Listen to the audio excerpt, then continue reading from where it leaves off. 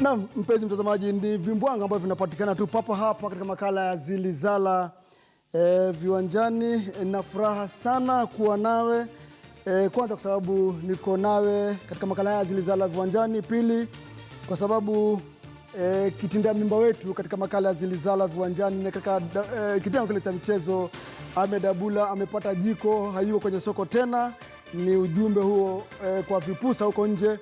Na tatu, kwa sababu leo tuko katika ile hali ya kufunga mwaka, hivyo basi studioni na jamaa ambaye ni rafiki yangu, si mgeni sana, ni Dennis Muigai ambaye ni mkurugenzi wa mawasiliano Loto, na wanasema kwamba hapo kesho, nafikiri hapo kesho ama ni leo, kesho watakuwa wanatoa kitita cha milioni 100. Kwa hivyo kutakuwa na multi-millionaire hapo kesho, sio?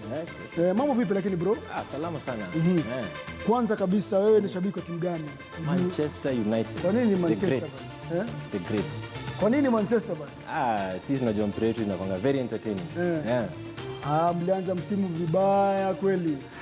Acha tunapitia tu transition, lakini kwa muda manake Chelsea wameshakata kona na haonekani. Chelsea sasa wao tutafanya kichote sasa. Sisi sasa tuna aim number 3, number 4 hapo.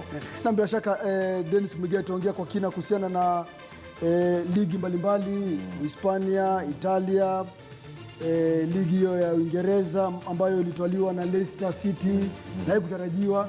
Na pia ujio wako hasa hapa ni kuhusiana na mchezo wa bahati nasibu. Je, miaka miwili iliyopita mchezo wa bahati nasibu gambling haukuwepo. Je, ikawaje kama kwa sasa vinywa vya wengi ni bahati nasibu pata potea? Je, kulikuwa na pengo ama kuwa na pengo, na mikakati gani ambayo imewekwa kwa kwamba angalau jamaa pengine teenager ama mwanafunzi asile karo ya shule akicheza mchezo huu wa bahati nasibu, sio? Bila shaka ndio mada kuu hii leo, mchezo huo wa bahati nasibu. Lakini pengine pia mambo mengine mengi, maanake Dennis Muigai anasema kwamba yeye ni shabiki mkubwa sana wa klabu ya Manchester